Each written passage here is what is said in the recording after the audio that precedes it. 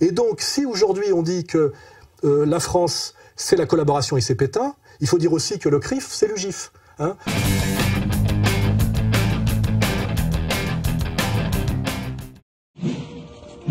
Il n'est pas le premier à le dire, mais ce matin, c'est avec ces mots à lui que François Hollande a rappelé cette page de l'histoire de France. Ces 16 et 17 juillet 1942, où plus de 13 000 Juifs ont été arrêtés et parqués, ici, à Paris, dans le Vélodrome d'hiver. Il y avait parmi eux plus de 4 000 enfants. Tous allaient être envoyés dans le camp d'extermination d'Auschwitz. La vérité, elle est dure, elle est cruelle. C'est que pas un soldat allemand, pas un seul, ne fut mobilisé pour l'ensemble de cette opération. La vérité, c'est que le crime fut commis en France, par la France. Le grand mérite du président Jacques Chirac est d'avoir reconnu ici même, le 16 juillet 1995, cette vérité.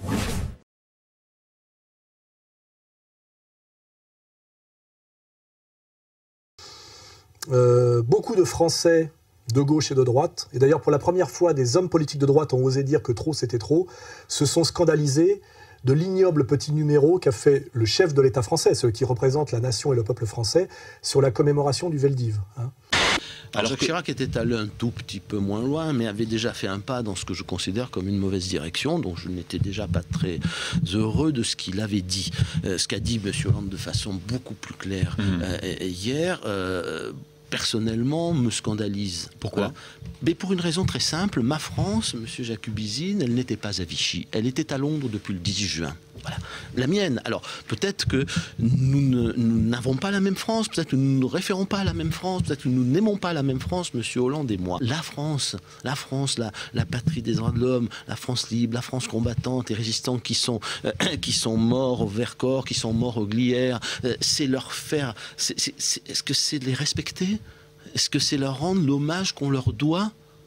On est passé de Mitterrand, je ne parle pas de De Gaulle, hein, de Mitterrand qui refusait qu'on montre du doigt la République française dans cette affaire, puisque le consensus qui avait été signé après-guerre, et qui est un consensus qui protégeait et la République française dans sa collaboration, mais et également les Juifs collabos. C'était une réconciliation nationale dans l'honneur, en disant en gros, la continuité républicaine, c'était De Gaulle, la parenthèse pétainiste est la conséquence directe de la défaite allemande. Ça a été une divine surprise pour certains, mais globalement pour le peuple de France, ça a été une catastrophe, il faut le rappeler quand même. Hein. C'est 5 ans d'humiliation et de vaches maigres et de souffrance et la mort pour certains. C'est pour ma famille la ruine, je le répète, puisque ma famille a été ruinée sous l'occupation. Mon oncle Jean, qui vient de mourir, a fait 4 ans de camp. Ma grand-mère a été otage et mon père, malgré son très jeune âge, a été obligé d'être réfractaire au STO et était membre de l'armée secrète. Donc là-dessus, comme beaucoup de Savoyards, je n'ai pas les casseroles de la famille Drucker. Hein. Je peux, bien que je ne sois pas tribaliste, je ne pense pas que le mérite se transmette ni la responsabilité collective, c'est-à-dire que je n'ai rien fait, donc je n'ai pas à être fier, mais je peux quand même être fier relativement de là où je viens. Je suis issu d'une famille de résistants savoyards, et du côté de mon père et du côté de ma mère. Du côté de ma mère, c'est les raisins, du côté de mon père, c'est les bonnets, que les gens cherchent. Il y a de Glières d'un côté, compagnon de la libération de l'autre. Mon oncle s'appelait Jean, pour ceux qui veulent chercher. Il est mort il y a quelques mois. Il fait partie des rares authentique compagnon de la libération, rejoint De Gaulle dès 40, observateur, aviateur, descendu au-dessus de l'Allemagne, 4 ans de camp, 2 évasions. Hein. Il n'y a pas beaucoup qui peuvent dire ça, même dans ceux pour qui la résistance est une rente, hein, voilà, quand on cherche. Voilà. Donc je ne me rappelle plus sur quoi j'étais là. La vérité, c'est que le crime fut commis en France, par la France. Oui, donc le Veldiv. Donc aujourd'hui, le président de la République vient humilier le peuple français, nier totalement ce qu'a été la résistance et le gaullisme, pour dire en gros que la France, c'est la collaboration, la honte et l'humiliation permanente, éternelle, avec derrière réparation. Hein, il y a toujours un petit billet à toucher. Hein. C'est toujours la faute imprescriptible, ce qui n'existe nulle part dans aucune loi, hein, ni chrétienne ni républicaine, et réparation ad vitam aeternam, réparation morale et pécuniaire, puisque derrière, il y a tentative aujourd'hui d'aller piquer de l'argent à la SNCF. C'est depuis cette gare désaffectée de Bobigny que sont partis en 1943 et 1944 plus de 22 000 juifs internés au camp voisin de Drancy. En tout, quelques 76 000 juifs ont été transportés vers l'Allemagne et la Pologne. Pour la première fois, la compagnie ferroviaire a clairement reconnu sa co-responsabilité dans la déportation. En son nom, je m'incline devant les victimes, les survivants, les enfants de déportés et devant la souffrance qui vit encore. Après aussi aux aciers des rails, au cuir des coussins, enfin voilà, c'est sans limite. Si on ne met pas nous une limite à ça, nous citoyens français, il n'y en a pas de limite. On sait qu'il y en a qui ne s'arrêtent jamais. Le principe, c'est tant que je gagne, je rejoue. Il n'y a pas de morale, il n'y a pas d'autocensure, il n'y a pas de sens même de la mesure. On est dans l'hubris hystérique. Voilà. Et donc, Hollande est allé déshonorer la France, déshonorer sa fonction en commémorant le Veldiv. Maintenant, je vais rappeler ce qu'était le Veldiv. Le Veldiv, effectivement, c'est la police française qui, sous la pression allemande, il ne faut pas oublier que tout ça n'existait que parce que nous avons déclaré la guerre à l'Allemagne et que nous l'avons perdue, effectivement, qui, par la police française, rafle quelques milliers de juifs dans un vélodrome qui s'appelle le Veldiv.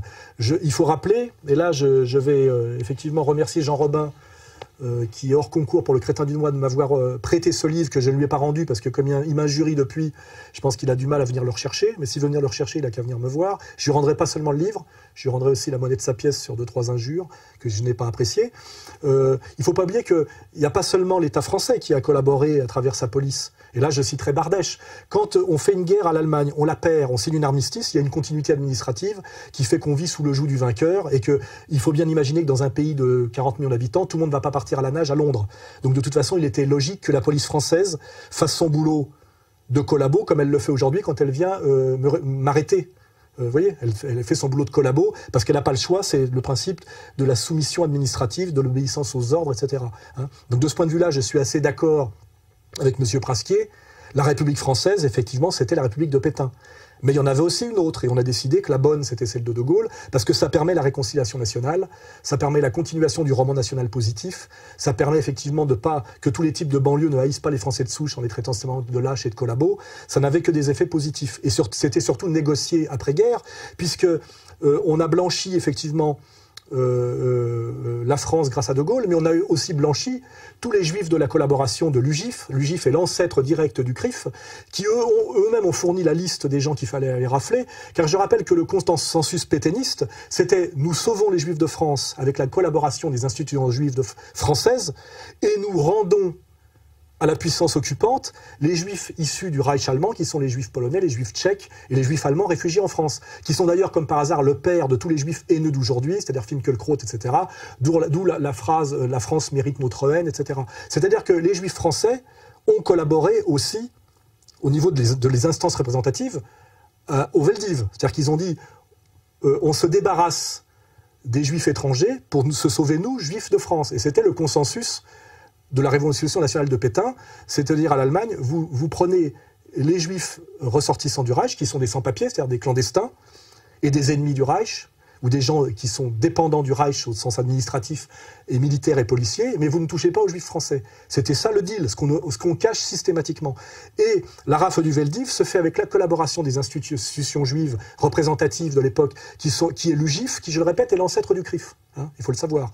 Voilà. Et donc, si aujourd'hui on dit que la France, c'est la collaboration et c'est Pétain, il faut dire aussi que le CRIF, c'est l'UGIF.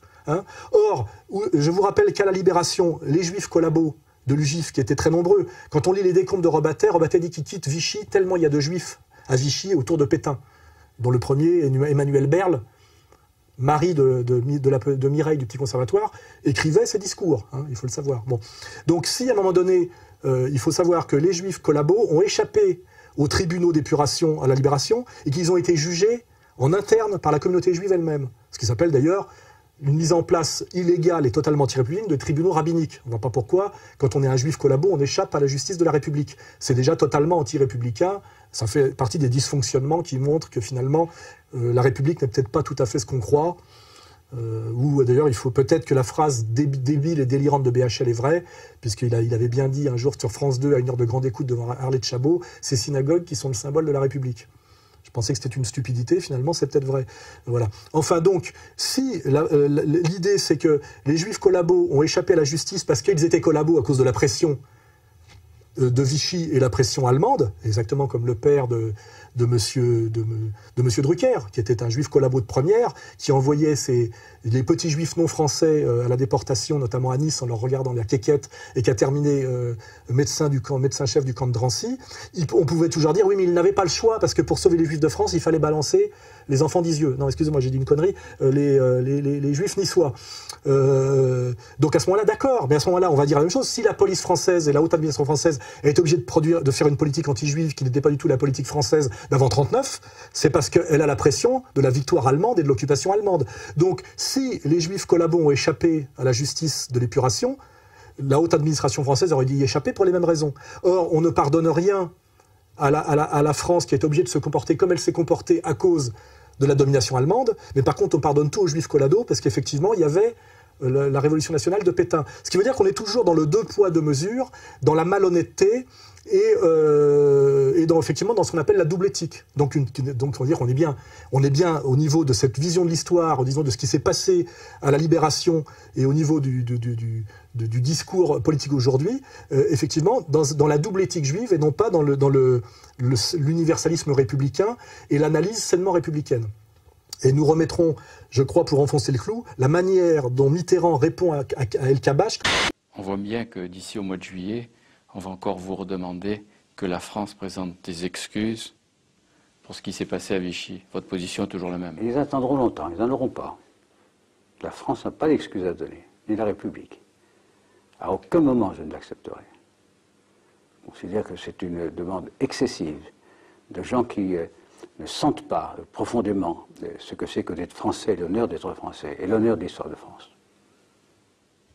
Et vous recommanderiez à vos successeurs, s'ils sont de droite, d'adopter la même attitude? Ils feront ce qu'ils veulent, mais bien sûr. Pas de recommandation à faire. Non, mais parce que la pression va se faire également sur eux. Dans 100 ans peut-être aussi encore. Ouais. Qu'est-ce que ça veut dire? C'est l'entretien de la haine. Et ce n'est pas la haine qui doit gouverner la France. Quand El Kabbach, mandaté par la communauté, lui demande d'accepter, en trahissant le pacte de réconciliation nationale qui avait été signé avec De Gaulle, d'accepter cette saloperie que Chirac a acceptée, car Chirac est une merde. Je crois que c'est Marie-France Garot qui disait, on pensait qu'il était du marbre dont on fait les statues, il est de la faïence dont on fait les bidets. Ces heures noires souillent à jamais notre histoire et sont une injure à notre passé et à nos traditions. Oui, la folie criminelle de l'occupant a été, chacun le sait, secondée par des Français, secondée par l'État français. Chirac a accepté de mettre le doigt dans l'engrenage de la soumission et du déshonneur national, et il nous a tous déshonorés par cette soumission, qui est aussi une soumission, je dirais, d'allégeance à la puissance.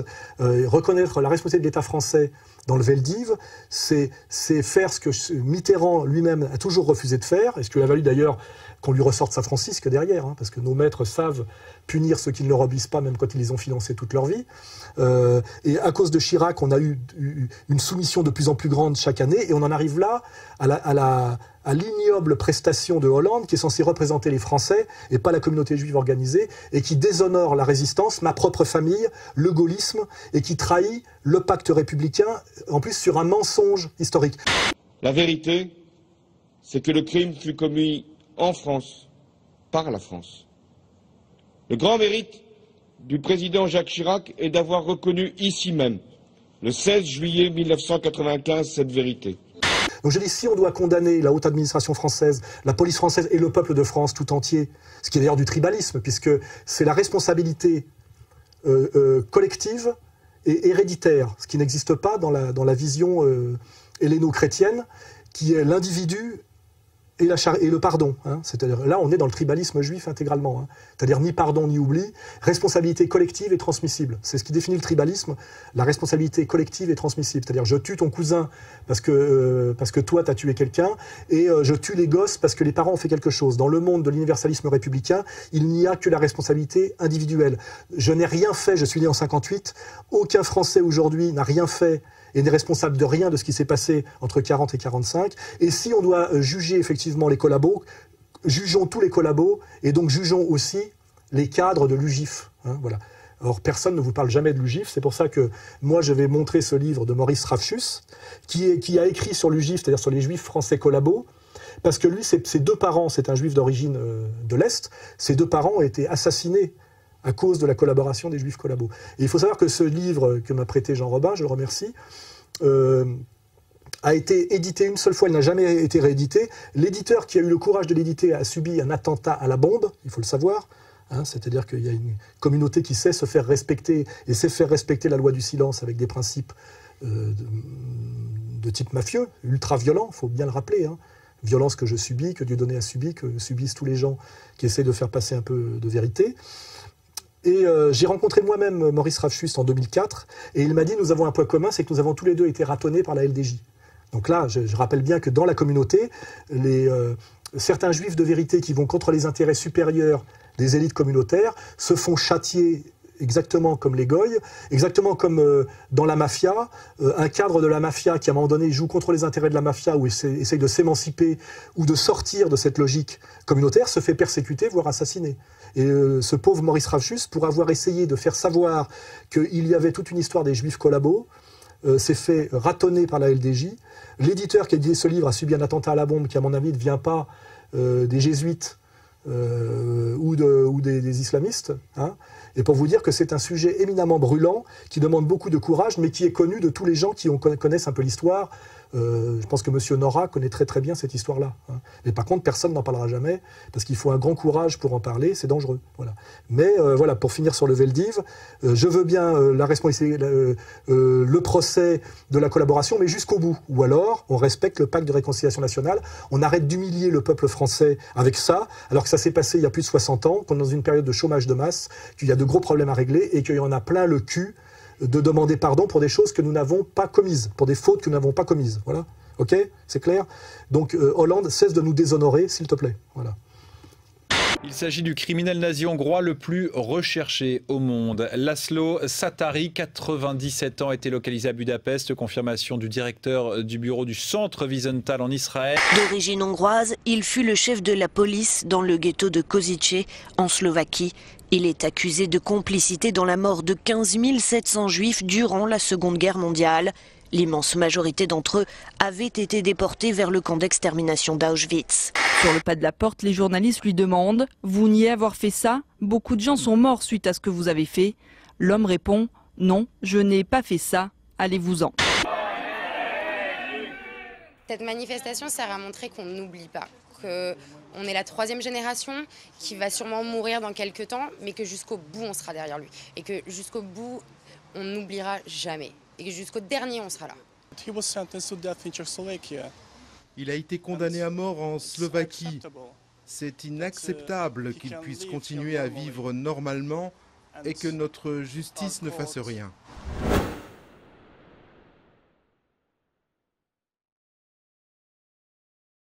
Oui, alors là, c'est pareil, j'aurais pu oublier, mais c'était tellement abject.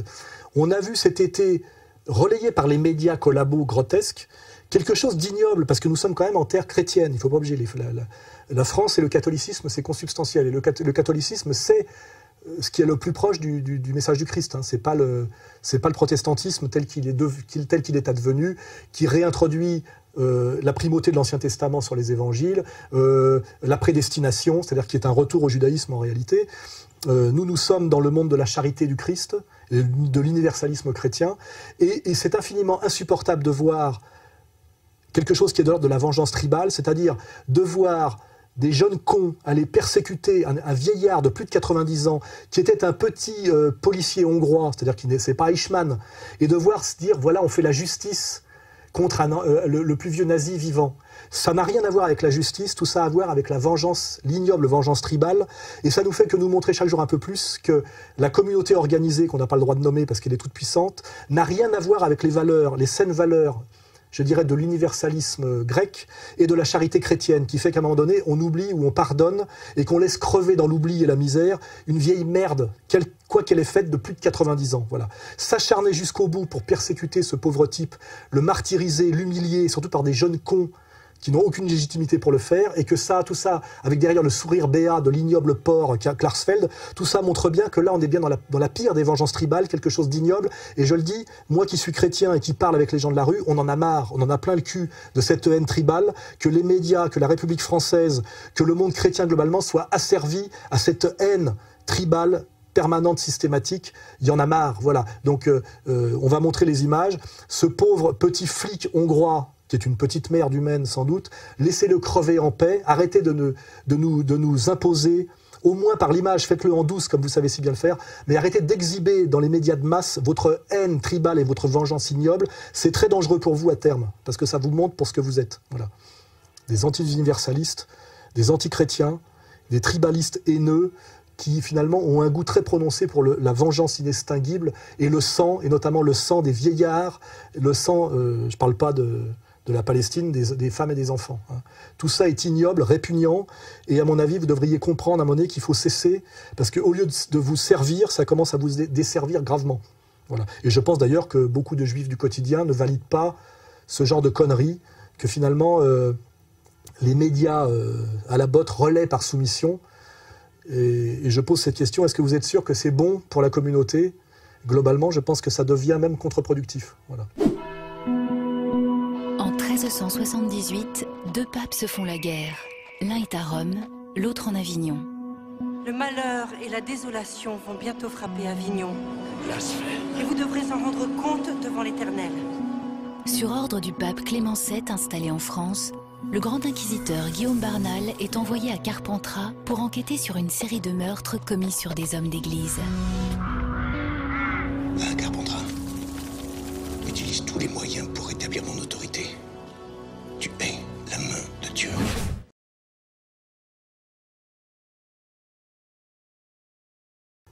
Oui, alors Inquisito, c'est intéressant parce que là, on est dans le métapolitique. Série télé de l'été, que j'ai regardé un peu. Les bras m'en sont tombés.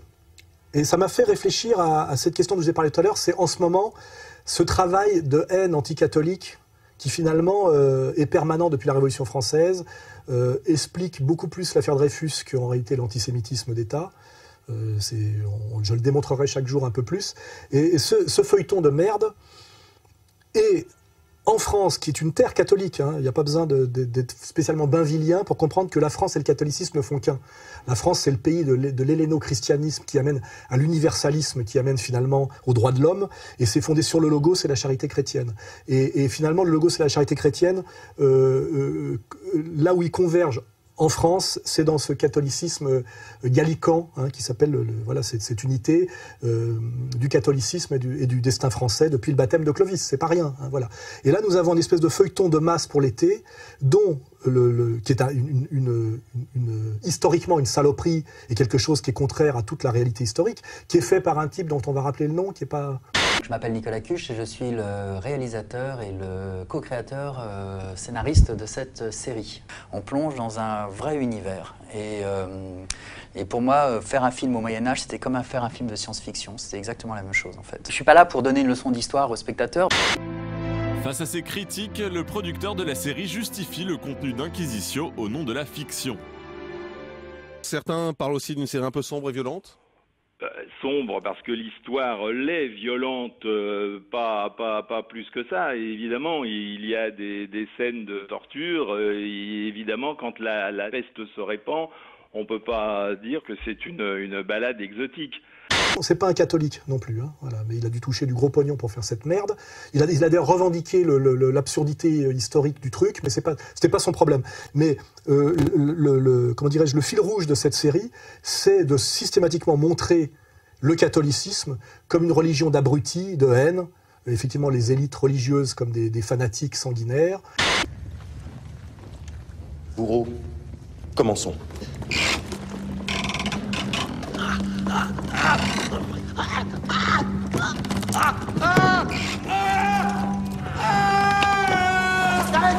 Et évidemment derrière, le progressiste, le mec bien, etc., c'est le juif. Je m'appelle Aurélien Vic. Dans Inquisitio, je joue le rôle de Samuel de Naples, qui est médecin juif et qui étudie avec son père la peste. Ne fais rien de grave. Arrête, Samuel. C'est très bien que l'Inquisition a déjà torturé des savants, des médecins pour moins que ça. Alors pourquoi risquer nos vies pour des rats? Autant étudier des vrais cadavres. Tu l'as fait, toi, autrefois? Oui, Samuel, mais j'ai découvert que les rats sont les premiers à être infectés par la peste. C'est sur eux que nous devons travailler. Ils sont la clé de cette maladie. C'est les premiers à se douter qu'il y a peut-être un lien entre les rats et la peste et que cette maladie n'est pas forcément une punition de Dieu, mais peut-être juste une maladie transmissible. Je vous en supplie, arrêtez, je vous dirai tout ce que je sais. Assez! As-tu accouché une chrétienne par les voies non naturelles? Il m'avait défendu de le faire. As-tu oui ou non accouché une chrétienne par les voies non naturelles? Oui! Il ment! Tu as donc ouvert le ventre de la femme le clos. Ensuite, j'ai sorti l'enfant. Ce n'est pas ce que je veux savoir, Samuel le Juif! L'abbé Thuillard a été crucifié dans son église en flammes à 2 pas de là! Je le savais pas! Mensonge. Le clos t'a vu courir vers l'église et y entrer. Le clos était sourd. Il m'a même accusé d'avoir changé son garçon en fille. Peut-être, mais c'est un bon chrétien. Ta parole de juif n'a aucune valeur contre la sienne. C'est systématiquement montré comme ça, alors qu'il était assez facile de démontrer que le catholicisme est une religion qui est là pour, comment dirais-je, adoucir la violence monarchique en termes de rapport de classe, qui de toute façon, en termes d'écriture, est quand même là pour porter la parole du Christ via les évangiles, c'est-à-dire universalisme de l'élection et charité. Bon, après, quelle que soit l'instrumentalisation historico-politique d'une religion, les fondamentaux du catholicisme sont les fondamentaux les plus sains en termes, je dirais, de droits de l'homme, d'égalitarisme, de charité, etc., etc. C'est assez vérifiable. Alors que le judaïsme, une fois de plus, c'est l'inverse. Hein. C'est dans l'Ancien Testament le suprémacisme racial, la purification ethnique, la haine de l'autre, comme le rappelle très bien Jean Solaire, et dans le Talmud, la haine du Christ, de son message, le refus de l'universalisme, de la génération de l'élection, le refus de la charité, la haine du goy, le mépris du goy, la manipulation du goy, l'exploitation du goy, etc. Donc nous faire croire dans un téléfilm de merde que le catholicisme est le vecteur du racisme, de la haine de l'autre, de la bêtise, de l'obscurantisme, etc., et que la voie du progressisme, c'est le judaïsme, c'est ce feuilleton qui le dit, est une escroquerie intellectuelle et historique de A à Z. Et je rappelle quand même, en France, la majorité du peuple français est encore catholique, ce qu'on appelle le catholicisme culturel, mais c'est plus pratiquant, et que cette série télé passée sur la chaîne nationale, sur la 2, payée avec notre argent, est là pour insulter finalement le peuple de France dans ses fondamentaux, qui est son, comment dirais-je, sa sensibilité chrétienne et catholique. Et c'est parce que le français a cette sensibilité chrétienne et catholique qu'il est aussi complaisant et gentil avec le juif. Il ne faut pas oublier. La lutte contre l'antisémitisme ne passe pas par par les valeurs du judaïsme, parce que si on connaissait les valeurs profondes du judaïsme, il n'y aurait pas cette sympathie. La gentillesse, philosémite passe non pas par l'admiration pour le judaïsme, mais tout simplement par la charité chrétienne et la gentillesse chrétienne et la douceur chrétienne et catholique. Donc détruire finalement le substrat catholique français, c'est aussi dangereux à terme. Parce que si le français est aussi complaisant avec sa minorité dominante juive, c'est parce qu'il est catholique fondamentalement. Il ne faut pas l'oublier. Hein. Donc, il est pour moi intolérable, insupportable, stupide et dangereux à terme que le service public fasse de la propagande anti-catholique, systématique et rabique, et en montrant quelque chose d'entièrement faux, qui est de faire croire que le judaïsme est le progressisme contre l'obscurantisme catholique. C'est effectivement exactement l'inverse. Le judaïsme talmudique est un obscurantisme intégral, tous les grands intellectuels juifs du 19e siècle le disent, on s'appuie là-dessus sur les livres que nous vendons nous-mêmes, Israël Shaak et Bernard Lazare, hein. Et la voie vers la lumière, c'est le catholicisme. Si la France a pu être la nation qui a vu émerger les droits de l'homme, et l'humanisme tel que nous l'entendons, c'est-à-dire ce qui commence par Montaigne, puis Pascal, puis Rousseau, pour arriver finalement aux valeurs universelles humanistes, c'est parce que la France est un pays qui a 2 mamelles au niveau épistémologique, le logos grec et la charité chrétienne. Et le logos grec et la charité chrétienne, c'est la France catholique. Voilà. Donc c'est dangereux et dégueulasse de cracher sur le catholicisme français et la France catholique. Hein, je vais le dire une fois de plus. Et c'est un mensonge total de dire que le judaïsme est la voie du progressisme, le catholicisme est la voie de la réaction et du racisme. C'est évidemment l'inverse. Ce que Dieudonné, qui ne s'appelle pas Dieudonné par hasard, a parfaitement compris aujourd'hui. Et donc je dis aux Français qui sont catholiques, il n'y a de Français que le catholicisme, soyez fiers d'être des catholiques, c'est parce que c'est par la France qu'est passé l'humanisme qui a amené aux droits de l'homme totalement retourné et dévoyé par l'empire judéo-protestant américain. Et l'origine de l'humanisme, c'est le catholicisme français. Hein. Il suffit de regarder l'histoire intellectuelle et littéraire de l'Europe entre le XIIIe siècle et le XIXe siècle. Hein, voilà. Et c'est pas Maïmonide. Et ceux qui veulent m'emmerder, s'ils me font chier, je ferai lire des extraits du livre des égarés de Maïmonide qui trône dans les bibliothèques de toutes nos élites, de Badinter, etc. Vous pouvez vérifier. Hein, ils ont tous les œuvres complètes de Maïmonide. Et vous allez comparer les évangiles au livre des égarés de Maïmonide et vous allez voir qui est obscurantiste, qui est progressiste, qui est droit de l'homiste et qui ne l'est pas. Hein, voilà. Donc arrêtez de nous prendre pour des imbéciles, arrêtez de nous insulter, arrêtez d'insulter la France très catholique et arrêtez de nous faire passer le judaïsme pour le vecteur de la lumière et le catholicisme pour l'obscurité. C'est évidemment l'inverse, y compris d'ailleurs dans le Code noir pour ceux qui s'y intéressent. Hein. C'est encore un autre sujet sur lequel nous viendrons. On est où là? Ça doit être la bœuf, elle était super forte. Cours! Quoi cours? Quand on est noir et qu'on voit deux noirs courir, on court, c'est une règle de survie! Ils sont là-bas! Deux grands noirs, torse nu avec un autre. C'est quoi ces malades? Tu vois pas que c'est des flics en civil? Arrête de filmer! Pour que le monde entier voit comment les noirs sont traités par la police! Oh les cons, c'est une caméra cachée, c'est ça? 1780. Et comment on a fait pour arriver en plein Moyen-Âge? Renaissance? Oh non, mais c'est nègre! Ils ont des pieds à la place des mains! Et des mains à la place des pieds. Comme tous les singes, madame.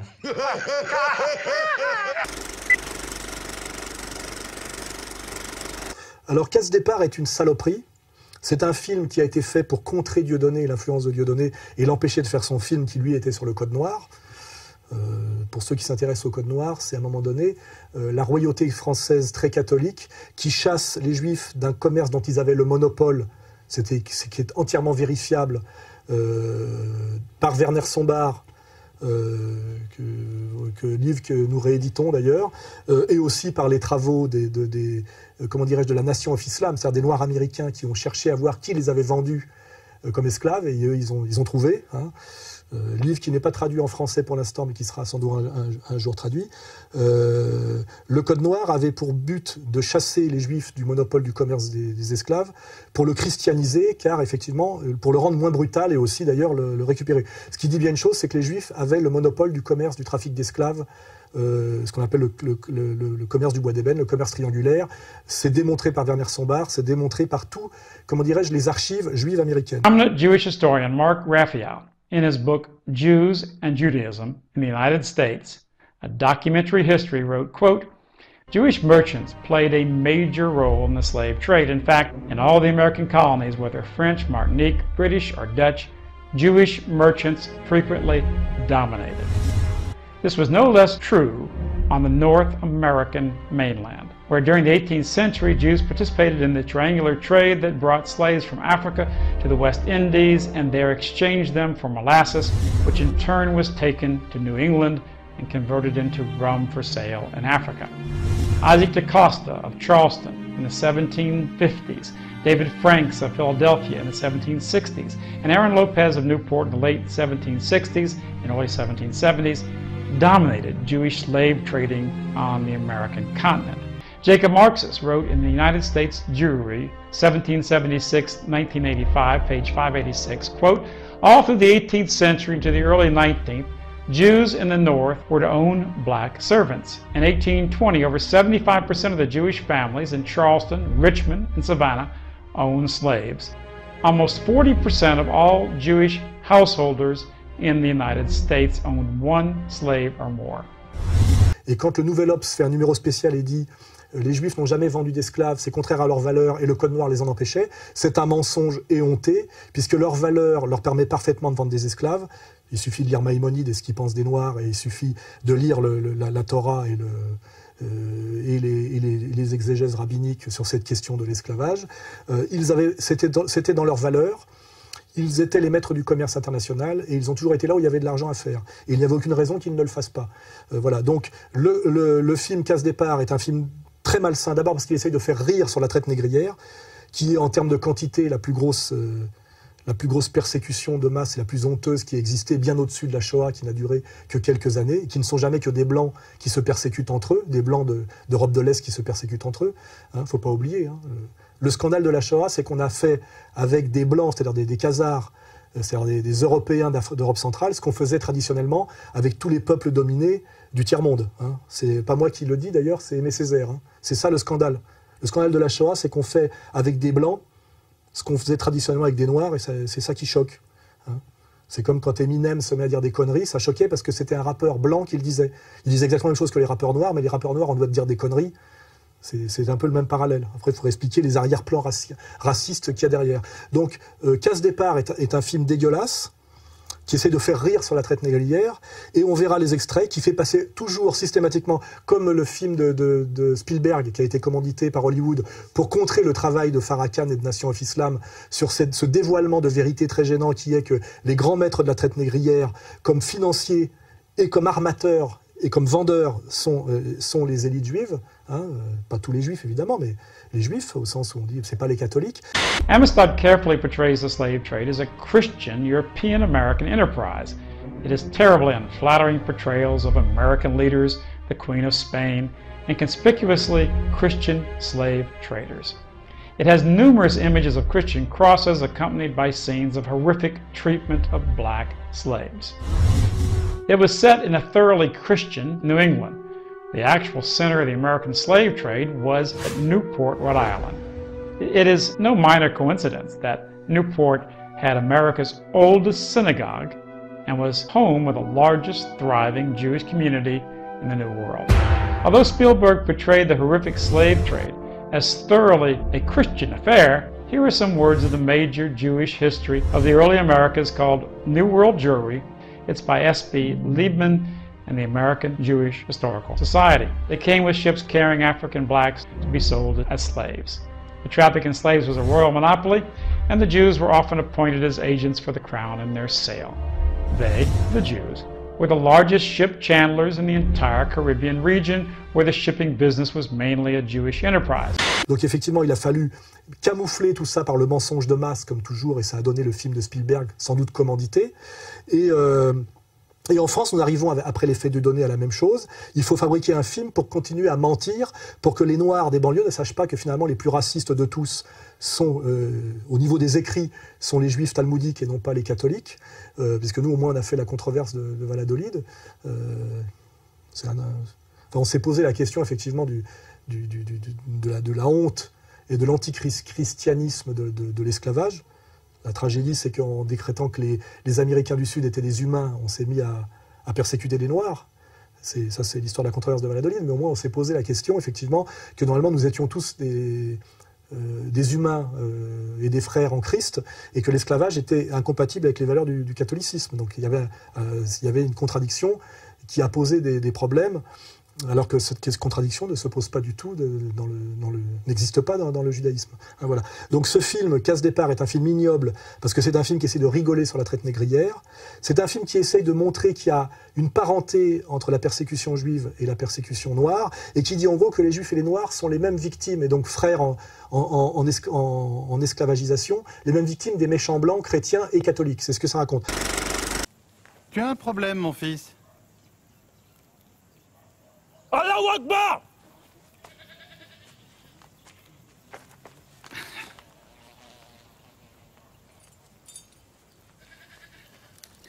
La lumière, lui, dans les ténèbres, et les ténèbres ne l'ont point reçu.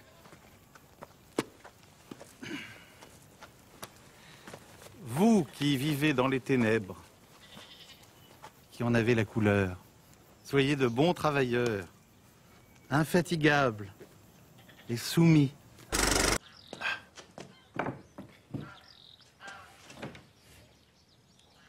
Pourquoi vous faites tout ça pour nous? Pourquoi? Parce que je suis juif. Donc, où on voit à un moment donné qu'un juif protège un esclave noir parce qu'effectivement il se sent solidaire contre le méchant esclavagiste blanc catholique, évidemment antisémite. Vous savez comment les chrétiens nous appellent, nous les juifs? Les nègres d'Europe. Nos deux peuples ont vécu les mêmes souffrances. Merci en tout cas. Donc on va rappeler la vérité historique. les plus gros armateurs de bateaux, les maîtres du commerce d'esclaves étaient les Juifs.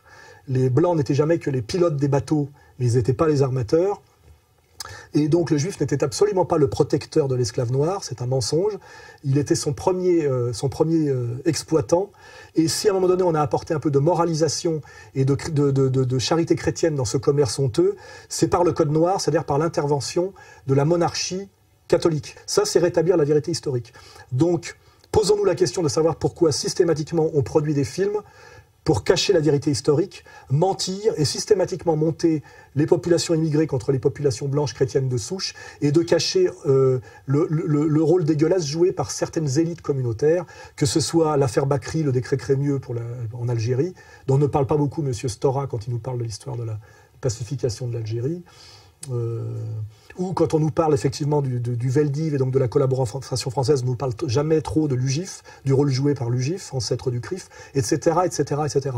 Hein, c'est-à-dire que nous avons toujours cette domination par le mensonge et le diviser pour régner et l'incitation à la haine, hein, en cachant ses propres responsabilités collectives et en mentant totalement, en inversant totalement la réalité historique.